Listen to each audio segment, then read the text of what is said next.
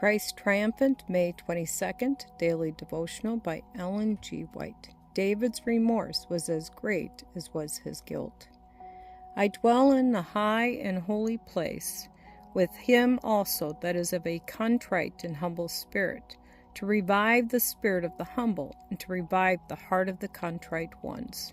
Isaiah chapter 57, verse 15. Sinners seldom feel right in regard to reproof. How little sympathy they feel for the one who has carried the heavy load the Lord has laid upon him. They assume the role of a martyr and think they deserve great pity because they are reproved and counseled contrary to their own ideas and feelings. They may admit some things, but with dogged persistency they hold fast to their errors, their own ideas. For rebellion is as the sin of witchcraft, and stubbornness is as iniquity and idolatry. 1 Samuel chapter 15, verse 23. To all intents and purposes, the word of God is rejected.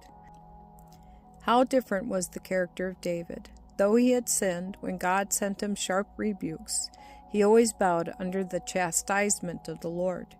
David was beloved of God, not because he was a perfect man, but because he did not cherish stubborn resistance to God's expressed will. His spirit did not rise up in rebellion against reproof. David erred greatly, but he was just as greatly humbled, and his contrition was as profound as his guilt. There was never a person more humbled than David under a sense of his sin. He showed himself a strong man, not in always resisting temptation, but in the contrition of soul and sincere penitence manifested. He never lost his confidence in God, who put the stern rebuke in the mouth of his prophet. He had no hatred for the prophet of God. He was beloved also, because he relied upon the mercy of a God whom he had loved and served and honored. To whom much is forgiven, the same loveth much. David did not take counsel of associates who were sinning against God. This is where many fail. They are left in midnight darkness because they choose to counsel with those who walk not in the counsel of the Lord. They will excuse sin in the sinner when it is not repented of, and pass over wrongs when God has not forgiven them. David trusted in God more than in humans. The decision of God was accepted as just and merciful.